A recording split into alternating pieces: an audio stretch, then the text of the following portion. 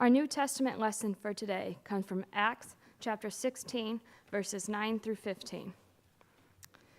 During the night, Paul had a vision. There stood a man of Macedonia pleading with him and saying, "Come over to Macedonia and help us." When he had seen the vision, we immediately tried to cross over to Macedonia, being convinced that God had called us to proclaim the good news to them. We set sail from Troas and took a single course to Samothrace, the following day to Neapolis, and from there to Philippi, which is a leading city of the district of Macedonia and a Roman colony. We remained in this city for some days. On the Sabbath day, we went outside the gate by the river, where we supposed there was a place of prayer. And we sat down and spoke to the women who had gathered there. A certain woman named Lydia, a worshiper of God, was listening to us. She was from the city of Thyatira and a dealer in purple cloth. The Lord opened her heart to listen eagerly to what was said by Paul. When she and her household were baptized, she urged us, saying, "If you have judged me to be faithful to the Lord, come and stay at my home." And she prevailed upon us. The word of God for the people of God. Thanks be to God.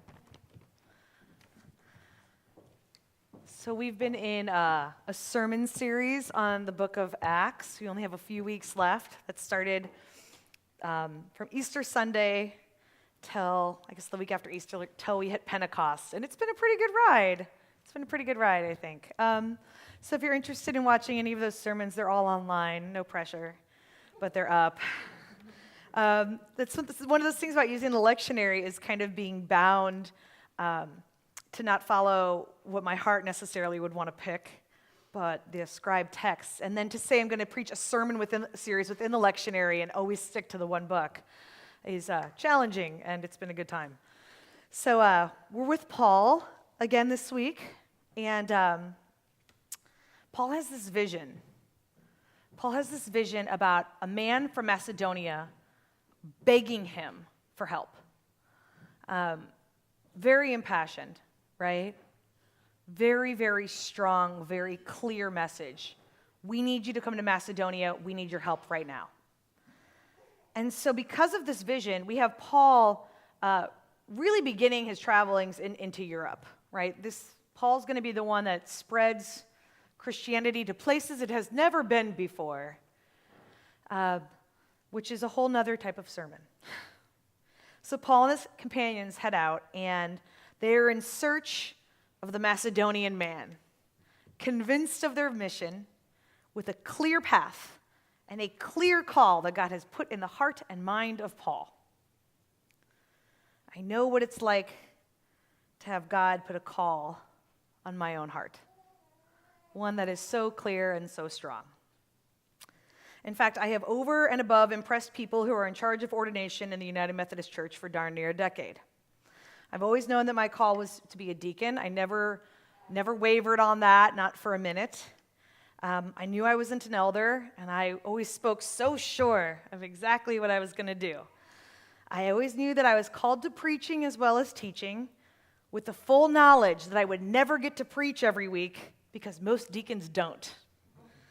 And I was sure coming out of seminary that I would work in a small, very progressive, most likely hipster kind of church that focused on justice-related issues like I did every other church I worked at. I knew it for sure. Some of you are chuckling at this because you know that some of those things have happened and some of them have not. And things have changed, right? And while it's true that I am forever a deacon, it turns out that God had a totally different plan for me than the one that I heard her whispering in my ear for the longest time over and over. And the same was true for Paul. So I'm going to share this story that some of you know and some of you don't about how I ended up at Manchester United Methodist Church. So I was in seminary. That's like the school where you become a minister that you go to after you go to undergrad. And it's a good time. It's super stressful, though. So I was pregnant with my daughter, Iva. I was in my first trimester for my last semester of school, and I was sick. I was so sick every day. I can't describe to you how much everything was terrible in my body at the time. And I was taking 15 credit hours in grad school because a class had not been offered but once every 2 years in the spring semester, and I had failed to make that connection. It was my fault. So I was taking more classes than I had my whole seminary career. And I was working at the General Commission on the Status and Role of Women, which is a general level agency of the United Methodist Church, no pressure, for like 10 hours a week, while also working at a coffee shop for 10 hours a week. And I had a very strict prayer time while I was in seminary. Very, very strict. Because if I wavered from that, everything would fall apart. And it was a really, really rough semester. And I was in my prayer time on a Wednesday in the sanctuary of the Chicago Temple in downtown Chicago. And dreading because I had set the goal for the month of March. I was going to fill out my resumes and send them out. I'm from this district in the United Methodist Church. I was coming back to this district. I knew I could land a job. I knew I was good at what I did. I had talked to a couple different clergy people from small progressive churches, some of which are hipster-like we had talked to plans, right, for time before that. And I had the month of March to get these resumes together and to write cover letters where I was going to put my heart on paper and to tell them why I thought I could help serve their congregations. And I had not a drop left in me, not a word to put down on paper, because I was so exhausted.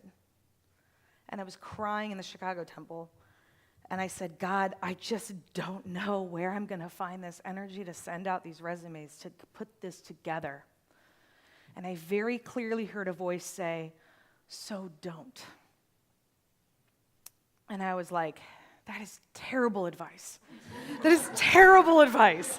I got a baby on the way, right? Like, I'm the breadwinner of this family, and I'm the one who's in, like, graduate school, right? We're not going anywhere. I've enjoyed the food stamps, but please, not for much longer. And so I was like, okay, that's terrible advice, but I did feel a huge calming presence come over me, and it was something that I hadn't experienced for the rest of the entire first trimester of that pregnancy. So I embraced that day.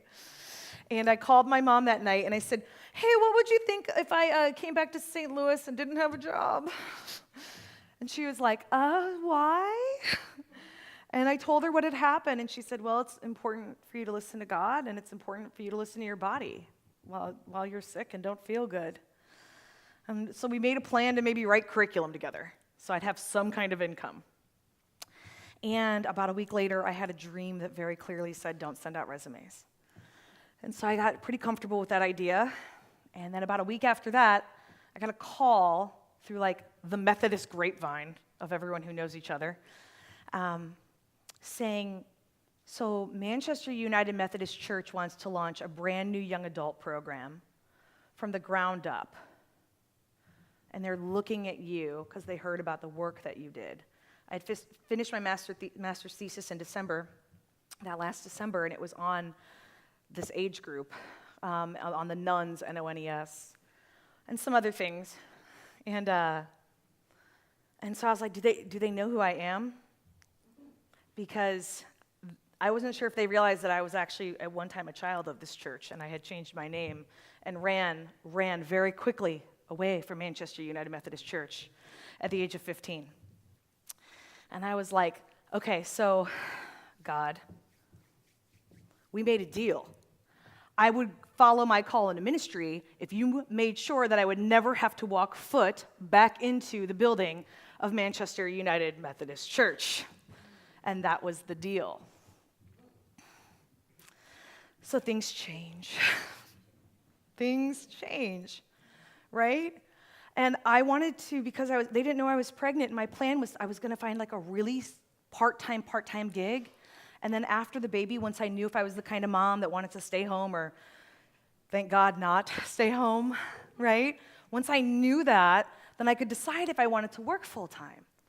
And so I found out that like the hours they were talking about was exactly what I was looking for. And so I interviewed, and they were like, we're really interested. And I said, I need you to be sure. I sometimes have very colorful language. And I sometimes might say things that might upset you. And if that's going to be a problem, like maybe this relationship won't work, so take an extra month to pray and then get back to me if you guys really think it's me. And they got back to me, and they said that they wanted me. And so I was like, okay, and I started here at 10 hours a week and moved up to 20. And then when they were talking about maybe giving me more hours, Debbie Irving, who was my boss at the time, told Greg, our senior pastor, that I had a call to preach, and he asked to hear a sermon. I had one sermon on video from the most progressive United Methodist church in the Midwest that I worked at in Chicago. It was the third reconciling congregation ever. I was like, oh, he's going to hate this sermon. I was like, please consider the context of where I preached it. And so I sat outside of Debbie Irving's office while Greg Weeks, Kevin McBeth, and Debbie Irving watched this sermon video of mine, just shaking in my shoes. And so then Greg said, what do you think about preaching? What do you think about preaching at Manchester United Methodist Church? And I just couldn't believe it. I mean, years ago in another life, I was an underground hip-hop MC for 12 years. And when I decided to follow my call into ministry, I gave up one life for another. I put down a microphone. I accepted that I would say goodbye to that microphone. I would say goodbye to public speaking. I would say goodbye to saying my piece, and I was called to use my voice in a different way. And I figured that God was just done using my voice in this way. But I was mistaken, again. And here I am preaching every week, even as a deacon. So I get what Paul's going through here. Having a vision, having a call that's put on his head and on his heart that ends up kind of being turned on its head. See, it turns out that there was no Macedonian man. That so clear vision that Paul had was not exactly real. It turns out that there was actually no man at all, but a woman. A seller of purple cloth. Very wealthy female. It turns out that this woman is going to impact Paul's ministries in ways that he has never envisioned or imagined. They even stay at her house after her and her people have been baptized. A female in leadership, probably well-educated, given the amount of money she has, and from a culture that is foreign to Paul. He must have felt pretty vulnerable. Maybe even dependent at times. Maybe. So here's my question. Here's the question. Would Paul have met Lydia? Would Paul have met Lydia if God sent a vision to Paul of a woman from Thyatira, begging for him to come? If it would have been Lydia, the woman from Thyatira, in his vision, would he have gone? Would the truth have been a bit too much for him? Would it have been too scary, too foreign seeming? Would it require too much of a risk or a leap of faith? I mean, why would he have to have a vision of something different to get him there? Is it perhaps that the journey of learning that God sometimes speaks to us in obscure and roundabout ways is part of the lesson here for Paul? Maybe the way that I need to hear something in order to act on it for God is different than the way that you need to hear something. Is it possible that God is so good and so almighty that she can speak to us in the language that we each need to hear in order to get the same outcome? I think that's true. I do. And that immediately makes me think about the gentleness of God. Even in the extravagant, holy, mind-blowing visions or experiences that shake us and can change our lives forever, even in those extreme cases, it's as if God is able to kind of move us with just these little gentle nudges. Just one step at a time, just holding us up for one more day, maybe giving us a little bit of extra stress just for that short period. It's like God, through these gentle nudges, speaking to me in the voice that I understand, is slowly tearing down all of my preconceived notions about life and about people, about who I think may be best equipped, or who I think is least able. And God is changing all of that stuff, even when it comes to my own life, where I think I'll fail, where I think I'm supposed to give something up because I wasn't that great at it, where I think I'm not good enough. Or on the other side, where my ego is so big that the opportunity for it to be checked seems kind of holy. Every time I think that I know the way or that I have the skills and I alone have a clear vision of what God is saying, clearly we are to go to Macedonia and find a man, I will inevitably find myself stunned and in awe as God will over and over again humble me in the realization that my vision is limited and it's only for me. It's like that line from the 1990s movie, The Matrix. There's a difference between knowing the path and walking it, right? I don't know the path, but I know that God's gentle nudges guide me and allow me to walk it. So where is the hope of this story? Where is the good news? I ask that question every time I write a sermon. It's not always written into the sermon, but it's always there. What is the good news of this text? I think that the good news is that God continues to speak to us. And no matter what we have done, we are forever called to respond to that call. That God will always call and God will always speak. And we are always called to respond, no matter how distant or far away we have come or gone, and no matter what kind of words God has to use to nudge himself into our lives. God meets us where we are and is willing to talk to us in the way necessary to get our attention and to turn that attention toward the kingdom of God.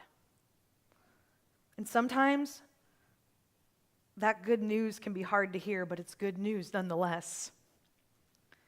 The good news is that no matter what biases live in my heart, no matter what preconceived notions exist in my mind, and no matter what plans I try to make, God works with all of that mess to gently nudge all of us towards our true calling. And that is amazing news. And you know what? No joke. I am glad that I ended up at Manchester United Methodist Church. I am so happy here. I'm glad that I ended up preaching every week. I'm glad I ended up starting a new ministry for this church. It's been really, really difficult. It's been way more difficult than if I would have ended up at my small little progressive church in St. Louis City doing the same thing that I've always done. It's been really difficult here, and I have made tons of mistakes, more than I would have anywhere else. But they're good mistakes, and they've moved me forward. I've been stretched in ways that I never imagined possible, and I have been changed for the better. I have been challenged, and I have been moved. I was 21 years old when I joined a small progressive church in St. Louis City. And when I finally began to openly follow my call into ordained ministry. And if God would have told me then, in a vision or otherwise, that I would be standing here in this church today, I am pretty sure that I would still be running away from that call. But that's not what she did. That's not how she spoke to me. And I guess that's the point. My Macedonian man of a call was very clear. And I went where I was sent. And it looked completely different. Beautiful, but completely different than I thought it would.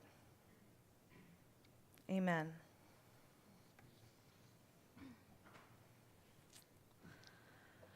For our time of reflection today, I invite you to reflect on an area of your life that you are struggling with. I would invite you to reflect and pray into that space, to ask God to help make clear why it is you are right there at that time.